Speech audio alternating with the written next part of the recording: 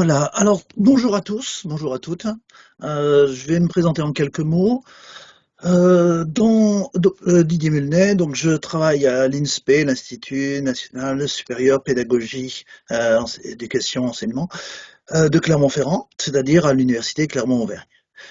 Je pilote le programme FECODE, qui veut dire Formation, Éducation, Compétences, Objectifs de développement durable, et je suis le président du REUNIFED, qui est un réseau universitaire, formation, éducation, développement durable, mais pas un réseau que d'universitaires, puisque au REUNIFED, nous avons des gens qui sont pour moitié au nord, pour moitié au sud, d'ailleurs un peu plus au sud. Et nous avons par ailleurs des gens qui ont une relation à la recherche différente, c'est-à-dire qu'on peut être au REUNIFED en étant chercheur, enseignant-chercheur, ou en étant praticien pour mettre en œuvre des pratiques de recherche. Et nous sommes sur les questions de recherche, action, formation. Voilà notre objectif. En termes de recherche, je travaille moi les questions de compétences et les questions de représentation sociale sur les questions de développement durable. Dans ce que je vous raconte aujourd'hui, d'abord je pense que on peut peut-être envisager qu'à tout moment vous me coupiez, dès l'instant où il y a quelque chose dans ce que je dis qui ne va pas, dépasse le temps, ou est pas tout à fait compréhensible. Donc, je vais d'abord positionner ce que nous faisons dans le cadre du programme FECODE, mais très succinctement. Donc là, si je vais trop vite, je vous propose de m'interrompre. Puis, en accord avec les collègues, on a décidé de présenter en fait une formation initiale des enseignants. Après, je vous dirai ce qu'on fait dans le cadre de ma maison ou de l'université Clermont-Auvergne. Et le but étant quand même fondamentalement d'ouvrir les discussions sur outils, scénarios, curriculum, objectifs éducatifs. Donc, je donnerai des pistes avant. Par contre, là, comme j'ai mis en plein écran, c'est vrai que vous avez tout mon écran, mais je pense que je ne vous vois plus du tout. Donc, n'hésitez pas à prendre la parole ou à l'oral pour que je puisse réagir. On peut y aller? Oui, tu peux y C'est bon. aller. Alors, quelques rappels. On a travaillé il y a 5 ans sur la question, et donc là, je suis au niveau de l'ensemble des universités en France. On nous a posé la question de savoir c'est quoi le développement durable pour vous. On a répondu assez vite que c'était un ensemble de compétences pour arriver à produire un guide de méta-compétences. Pour pas trop se la péter, on a appelé ça compétences, domaine de compétences, à savoir que c'était avoir une vision systémique et prospective, envisager les questions des changements individuels et collectifs afin d'exercer notre responsabilité. Là, ce que je montre avec le bout de ma souris, nous sommes là dans les années 2015. En 2015, dans les universités françaises, on en est à ça. Le développement durable n'est pas affaire uniquement de connaissances, mais affaire de compétences. Derrière, on n'avait pas fait le plus gros du travail. Derrière, on a décomposé ces compétences en un certain nombre de sous-compétences, ces macro-compétences en un certain nombre de compétences, jaune systémique, vert prospective, en termes de changement individuel et collectif, et en termes de responsabilité. Sur le plan de la recherche, on a mis 1 an et demi avant d'arriver à ça. Puis on a commencé à créer un certain nombre d'outils. Je vous ai mis juste là un extrait des petits livrets. Un certain nombre d'outils qu'on a créés pour savoir si effectivement les gens travaillaient des questions de développement durable ou pas trop. C'était considéré comme un guide. Derrière, on a décomposé chacune de ces compétences en un certain nombre de critères. Ces critères ont été décomposés aussi en un certain nombre de niveaux d'acquisition. Donc là, nous sommes sur un travail qui a pris sensiblement 1 an et demi, 2 ans, en faisant des allées et venues entre le travail de recherche, on va dire formel, le travail d'expérimentation. Donc on a sans arrêt eu des va-et-vient. On a intégré la question des ODD à partir de 2018-2019, on a intégré la question des ODD comme étant des objectifs qui étaient stratégiques, politiques, mais qui n'étaient pas des objectifs pédagogiques. Mais par contre, pour nous, ça a été le moyen d'expliquer aux gens tout simplement que le développement durable n'était pas ce qu'ils croyaient, ce n'était pas uniquement des histoires de biodiversité, de changement climatique ou de flotte, c'était tout autant des questions de consommation, de production, de travail, d'inégalité, et ça recouvrait donc l'ensemble des domaines. On a travaillé ça au niveau du RENIFED pendant 2 ans sur le plan de la recherche, en ayant des interactions dans les séminaires recherche, de façon à voir ce qu'on allait faire de cet objet-là. Pour faire simple, dans les années 2020, nous avions produit un ensemble donc de compétences arbitrairement fixé à 33, avec des compétences placées dans le domaine de la systémique, dans le domaine de la prospective. S'il fallait expliquer ce qu'est le développement durable pour nous en 30 secondes, la question se poserait ainsi. Le développement durable, ça correspond toujours à des questions extraordinairement complexes, avec toutes les décompositions que je montre ici, extrêmement complexes. C'est aussi la vision prospective qui inclut l'incertitude. Et donc ça nous amène à poser des questions sur le qu'est-ce qu'on étudie. Le comment on fait, ce sera dans les compétences qui sont en termes de changement individuel et collectif, sachant qu'on a mis le postulat qu'on ne pouvait pas continuer dans cette voie-là, donc que le changement était indispensable. Enfin, la question de la responsabilité, c'est la finalité de tout ce qu'on fait, mettre du sens sur tout ce qu'on fait. On avait mis un postulat qui était que on répondait donc à 3 questions. Qu'est-ce qu'on fait? Comment on le fait et pourquoi on le fait en 2 mots. Pourquoi finalité et pourquoi causalité. Voilà l'organisation, pour faire simple, par rapport à des livrets qui peuvent être un tout petit peu plus volumineux. Nous avons donc croisé ces compétences, ensuite avec la question des objectifs éducatifs. Voilà un premier schéma, je vous en ai mis un deuxième si vous préférez quelque chose d'un petit peu plus visuel, les deux n'étant que des brouillons. La question se posait de savoir quelles connaissances mobilisions-nous, quelles compétences nous mobilisions pour sensibiliser, former, éduquer ou éduquer à. Ça nous a très vite énervé de voir que tout le monde employait le terme de sensibiliser, à tort et à travers selon les critères du RENIFED ou du FECODE, avec des confusions entre sensibiliser, manipuler, etc. Donc on a voulu remettre un petit peu d'ordre sur cette question-là. On a voulu aussi remettre un petit peu d'ordre sur la question de la formation et de l'éducation, sur la différence entre éduquer à versus faible, versus fort, éduquer en anthropocène. J'ai mis quelques diapos si vous voulez qu'on y revienne dans quelques instants. Et donc dans ce graphique, on voit on a nous positionné 3 cercles. On a positionné 3 cercles. Un premier cercle qui était le cercle de la sensibilisation ou de l'information. Un deuxième cercle était digne de la formation et de l'éducation. Et un troisième cercle tout autour qui était celui où on met vraiment du sens, c'est-à-dire la question des éducations A. Alors, le schéma est tout à fait critiquable, puisqu'il y a de nombreux points faibles sur ce schéma.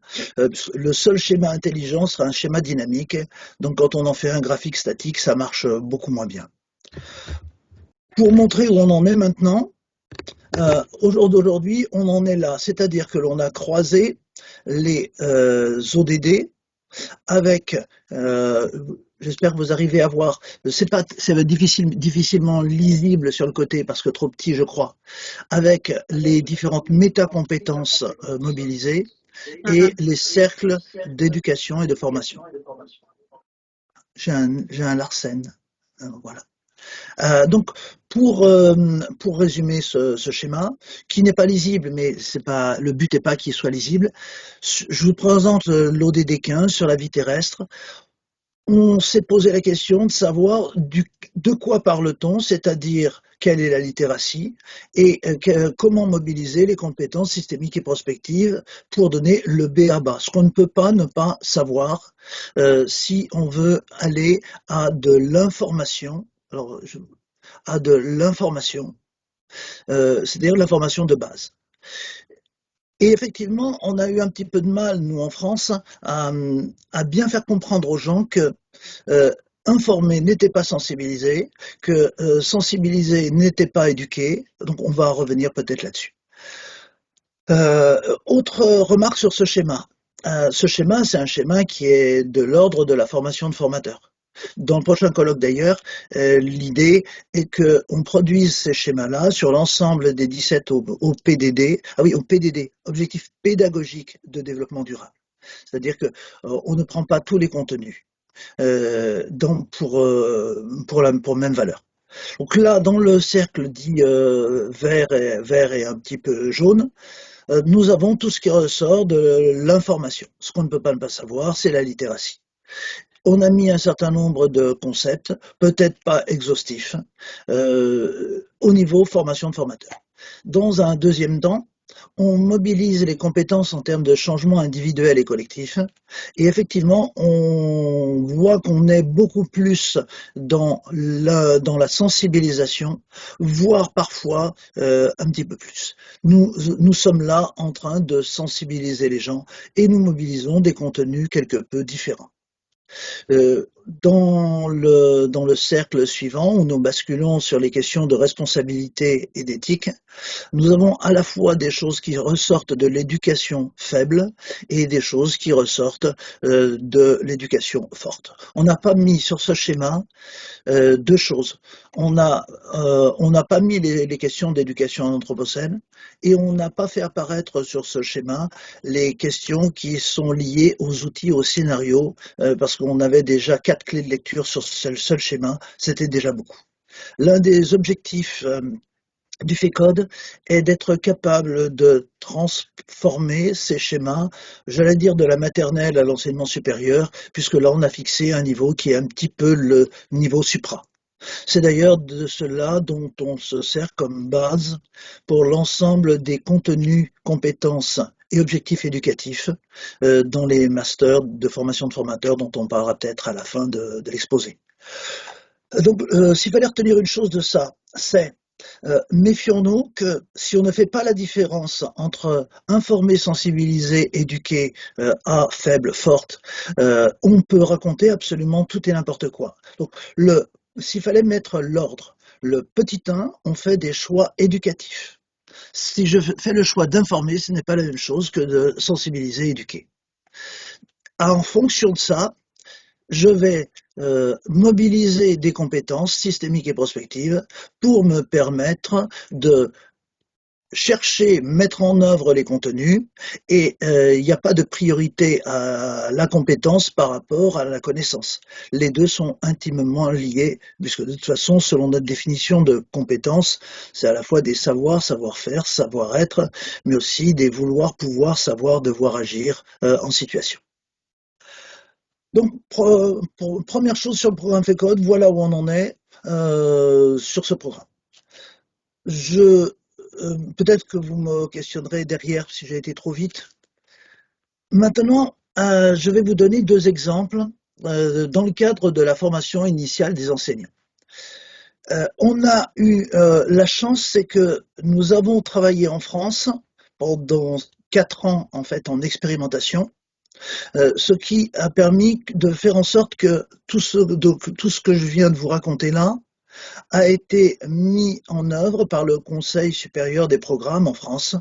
Et en fait, vous retrouvez dans le petit livret qui est destiné à l'ensemble des enseignants du primaire, enfin de la maternelle jusqu'à la terminale, ce que je viens de vous raconter, c'est mis en œuvre avec un croisement entre le cadre FECODE et les Green Comp européennes. Et effectivement, les petits schémas qui sont à l'intérieur, ils ressemblent étrangement à des choses que nous faisons déjà depuis quelques années, ce qui n'est pas complètement anormal puisque nous avons fortement influencé, irrigué ceci. L'avantage, c'est que maintenant, on a un poids politique, c'est que ce qu'on fait est conforme aux orientations de l'éducation nationale en France. Alors j'ai choisi, en accord avec les organisateurs, de mettre le paquet sur les masters. Master 1 et 2 de l'INSPE Clermont-Auvergne. Alors l'avantage qu'on a aussi, c'est que c'est inclus dans les maquettes, à savoir que c'est des volumes qui peuvent sembler très faibles. Je vous remontrerai les maquettes après. C'est-à-dire 14 heures de présentiel plus 6 heures de travail distanciel, bon, des modules de 20 heures. L'avantage, c'est qu'on touche l'intégralité de tous les étudiants qui passent en M1 puis en M2. Donc, chacun des étudiants a eu, entre autres, 2 fois 20 heures de travail. Vous allez voir, en fait, ça fait beaucoup plus. Ça mobilise une douzaine de formateurs. Alors, vous allez me dire, c'est pas beaucoup. Non, c'est pas beaucoup parce qu'on ne va pas se le cacher. On a un certain nombre de collègues qui n'ont pas du tout envie d'aller travailler en dynamique de projet. Et on a un grand nombre de collègues qui sont enseignants-chercheurs et qui préfèrent rester dans une zone de confort, ça peut tout à fait se comprendre, qui est celle de travailler dans le cadre de leur discipline ou de leur cadre de recherche. Quand on met les jeunes au travail dès le début d'année, on les met par groupe de 3 à 4, voire 5. Sur une thématique qu'ils choisissent collégialement. On prendra des exemples. En fait, ça peut aller de tout à n'importe quoi, de la pizza au Nutella, en passant par le jean ou les droits de la femme. Donc des sujets plus concrets ou au contraire des sujets plus formels. Le nerf de la guerre, c'est la pédagogie de projet. Donc c'est leur projet qui détermine tout ce que nous allons faire. Soutenu par des ressources, je vais vous montrer ça, contenu, méthode, outils. Et effectivement, nous sommes en pédagogie inversée pour l'essentiel de ce que nous leur proposons. À la fin, c'est un projet collectif qui est mis en œuvre dans les classes pour partie ou intégralement avec production d'un média, mutualisation entre les groupes. Donc ça, c'est assez classique au final, enfin je pense. Ce qui est parfois moins classique, c'est l'évaluation par les pairs. Et donc là, on a des modalités différentes selon qu'on est en licence, en master 1, 2, premier degré, deuxième degré.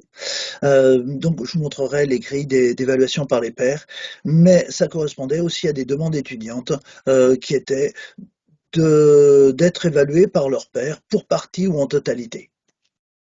En fait, l'évaluation par les pairs, c'est assez subtil parce que ça nous permet aussi de faire accepter nos critères d'évaluation par les étudiants qui sont eux-mêmes en train d'utiliser nos grilles d'évaluation à la fois pour fabriquer leurs propres projets, mais aussi pour évaluer les projets des autres.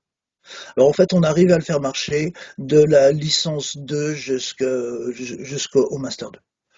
Alors c'est peut-être un peu petit, donc pour faire simple, en master deuxième degré, 6 séances de 2 heures, 4 à 6 heures de travail personnel, en fait beaucoup plus, pour le master, en master 1. Donc donc je vous ai mis celui de 2021, bon mais ça change rien. On commence à faire de la sensibilisation, de l'information. On fabrique le plus vite possible les sous-groupes et puis on se met à leur service pour conceptualiser leur projet. On leur apporte petit à petit ce qu'est un scénario, petit à petit nos critères d'évaluation par les pairs, petit à petit des outils pour former. Là, j'étais sur le master 1 du deuxième degré. Là, on peut avoir des travaux de groupe parce qu'ils sont en stage dans les établissements scolaires. Certains les mettent en place là, mais certains les mettent en place ou pas post-formation. Et puis derrière, on a une séance où on finalise les scénarios et une séance où ils les présentent et où ils les présentent et c'est là où il y a l'évaluation par les pairs. Si je le présente autrement, pour que ce soit un petit peu moins pénible, donc on a un parcours et on a un certain nombre de vidéos auxquelles ils vont se rattacher. Là, bon, j'ai pris juste une saisie d'écran du site. Derrière, ici, ils ont accès à la grille et à d'autres vidéos pour leur apprendre comment on peut utiliser cela. Ils ont des outils. Alors bon, on utilise pas mal, nous, les QR codes. euh, pour faire le lien entre ces thématiques. Le développement durable n'est pas un ensemble, enfin, on dénie complètement cette question des trois sphères écologique, économique et sociale. On n'est vraiment pas du tout là-dessus. Nous, on est plutôt sur la question des compétences, sur le croisement des ODD, devenus des OPDD et sur la place des compétences. Donc voilà des ressources. Si j'ai mis juste ici en bas, juste pour dire que oui, on bénéficie quand même d'un soutien, même assez important, de l'ICIT, c'est l'innovation pédagogique de l'université. Alors voilà à peu près un extrait des grilles de compétences. Euh, Avoir une vision systémique et prospective du sujet proposé, vision très partielle, simplifiée, croisement, pensée complexe mais pas aboutie. Et je pense que vous devinez aisément que les petites pastilles là, c'est là-dessus où ils cliquent pour positionner. On ne demande pas à nos étudiants de noter, on demande de mettre un curseur sur chacun des 5 critères qui sont la vision systémique et prospective, les changements, la question de la responsabilité, la question de la présentation, de l'originalité du sujet et de la capacité d'auto-analyse ou d'analyse croisée qu'ils ont, notamment la question de s'évaluer sur les éducations A, c'est la 5e ligne ici. Alors la question peut-être posée, c'est est-ce que les étudiants arrivent à s'auto-évaluer? Sur les 250 M1 qu'on avait l'année dernière, on a été obligé d'exclure 3 personnes dont les évaluations prouvaient d'évidence que soit ils n'avaient rien fait, soit ils n'avaient rien compris. Mais bon, 3 sur 250, ça restait, on a considéré que ça restait tout à fait honorable. Si maintenant, parce que je vois que le temps passe, si maintenant je vous fais une petite transposition avec ce qui se passe dans le M1 premier degré.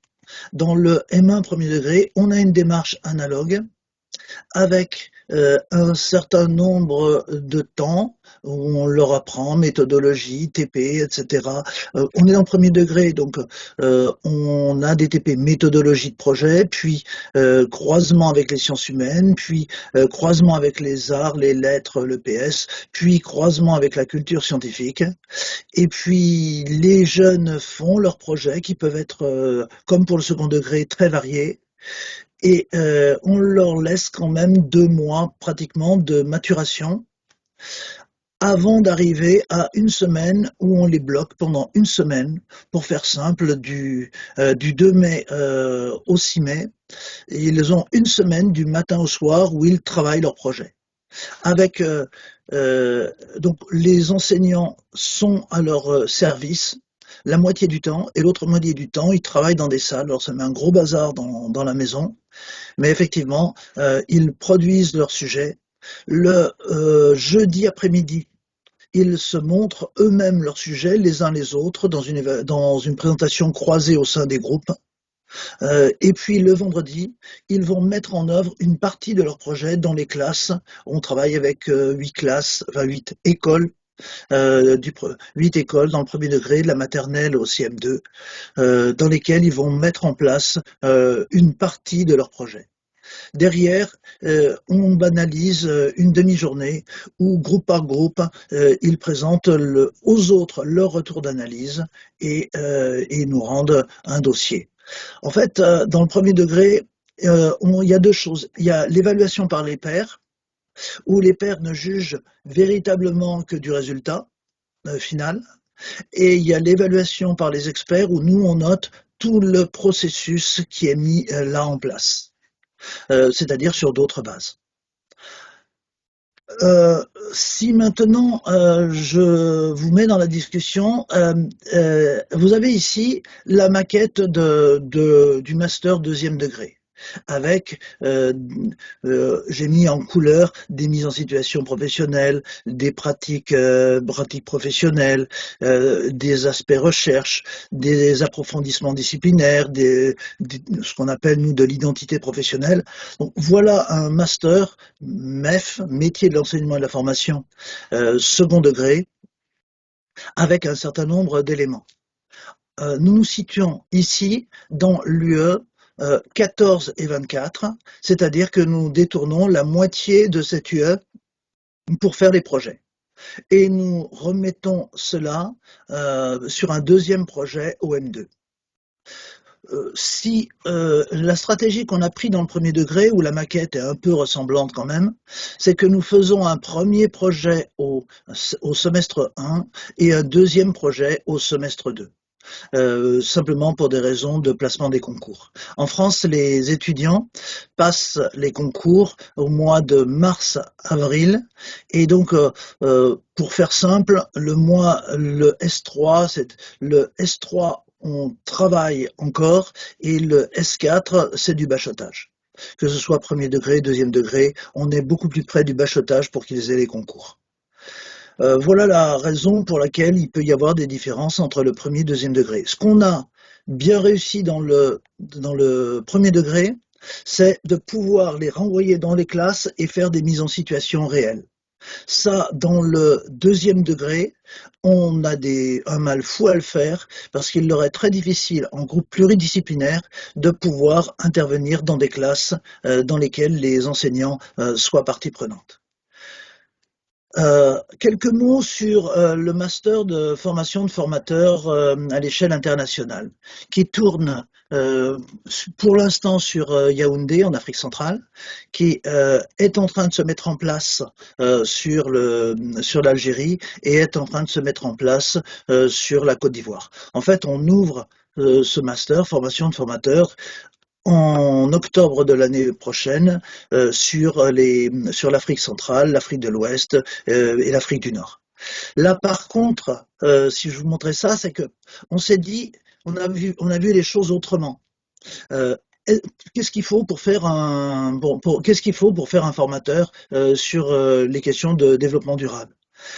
Faut être capable, ce qu'on a mis en vert, faut être capable d'avoir différents niveaux d'ingénierie de formation. C'est-à-dire être capable de monter un cours, de monter une séquence, de monter une séance, de monter en UE24 un scénario, d'être capable de gérer des ateliers comme dans les colloques, être capable de monter des modules de formation des UE et être capable de gérer différents aspects d'un colloque, de monter des projets à l'international, etc. Si maintenant on a aussi besoin d'avoir un certain nombre de contenus, et ces contenus, nous on les a approchés par les OPDD, d'où la relation importante, c'est-à-dire qu'il fallait qu'on ait d'abord fixé, il fallait qu'on ait déjà fixé la relation entre les contenus, les objectifs éducatifs, les compétences, en fonction des choix que l'on a faits. Donc, approfondissement thématique, on ne peut pas, il faut qu'on en connaisse un minimum. Ensuite, c'est la question de la recherche. C'est-à-dire qu'effectivement, comme dans tout master, il y a de la recherche, mais effectivement, on commence, nous, les mémoires de recherche à visée professionnelle dès le S1. Dès le S1, les gens ont un sujet et ils l'élaborent sur le S1, S2, S3, S4. On a envisagé aussi qu'on ne pouvait pas ne pas être formateur de formateur sur ces questions-là si on n'avait pas un minimum sur connaissances numériques dans le sens le plus large, c'est-à-dire des fake news jusqu'à ces aspects-là. Derrière, effectivement, dès l'instant, et là j'en ai pas encore parlé, dès l'instant où on travaille en compétences, on ne peut plus avoir les mêmes pratiques professionnelles. Ça change tout. Donc là, ce qui dit outils différents, dit scénarios différents, dit relations complètement différentes à la formation. C'est d'ailleurs ce que n'acceptent pas certains collègues dans l'université. C'est-à-dire que quand vous avez quelqu'un qui est maître de conf en sociologie, il aimerait continuer de faire de la sociologie. Et là, c'est plus possible parce que dans ce cadre-là, il est médiateur, il est accompagnateur et il est plus expert de son domaine. Il doit accepter de se mettre au service d'un sujet qu'il ne maîtrise pas toujours beaucoup plus que les étudiants, loin de là. Donc là, on a effectivement des pratiques professionnelles totalement revues, corrigées, des relations aux étudiants totalement revues et corrigées, on ne peut pas, selon nous, on peut pas être formateur si on n'est pas capable de monter de petits projets locaux jusqu'à des projets internationaux, d'où toutes les relations qu'on a dans le réseau international avec l'AUF ou d'autres. On a eu la chance en France d'être dans la commission Jouzel qui a dit pour la France, on ne peut plus faire de licence s'il n'y a pas à minima un module changement climatique et un module biodiversité. Alors effectivement, ça a mis le bazar dans les universités françaises. On pourra en reparler si vous le souhaitez. Ça a mis le bazar parce que effectivement, il est très difficile dans l'État français que même un président d'université impose à des responsables de filière de mettre des UE. Et donc, en fait, on est obligé de trouver d'autres stratégies, modules obligatoires, on pourrait en parler. Mais ne nous en cachons pas, ce qui était le moteur de tout ça en France, c'était les attentes sociétales, avec un S, sociétales des étudiants. Attentes de la société et des étudiants qui avaient signé des pétitions en disant voilà ce qu'on ne veut plus dans l'enseignement français, on veut plus de cours en amphi, on ne veut plus de cours non professionnels, on veut des choses qui nous mettent directement dans l'action.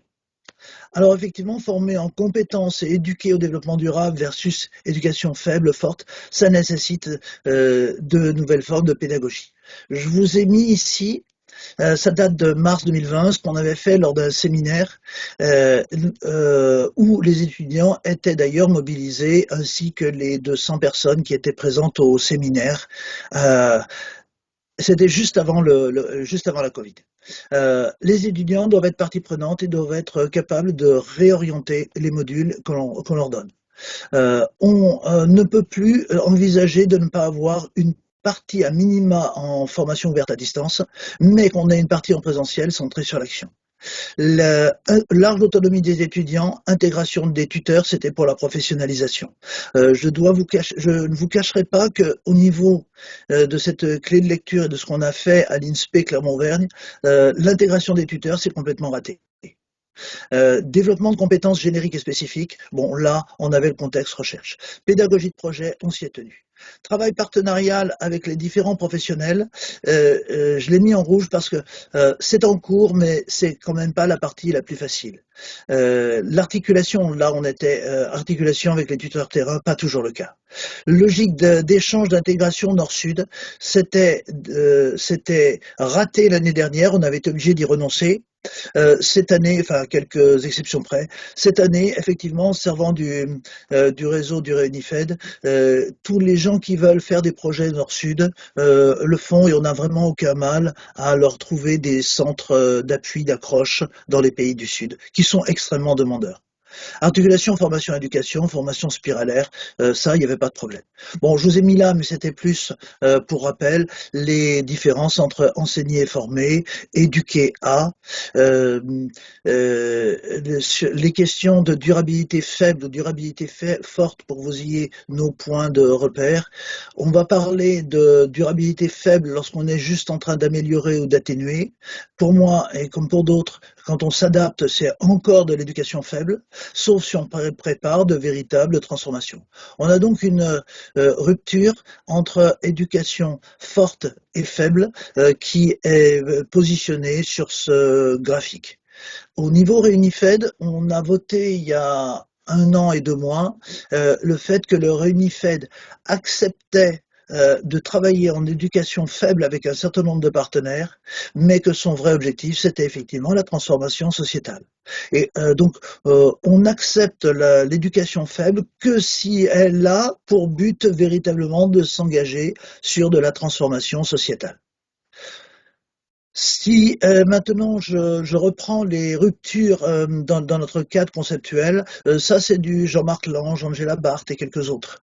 Euh, en Anthropocène, rupture liée à la complexité, rupture en lien avec les incertitudes qui explosent. Ça c'est peut-être plus important.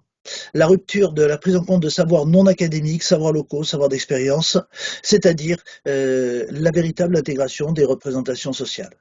La rupture de la production organisée, en gros, tous nos sujets sont des sujets extrêmement attaqués sur le plan d'infotox, des fake news.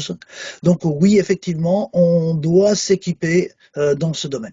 Voilà quelques remarques que j'ai mis juste là pour lancer la discussion. Ce que je vous propose, c'est de vous rendre la main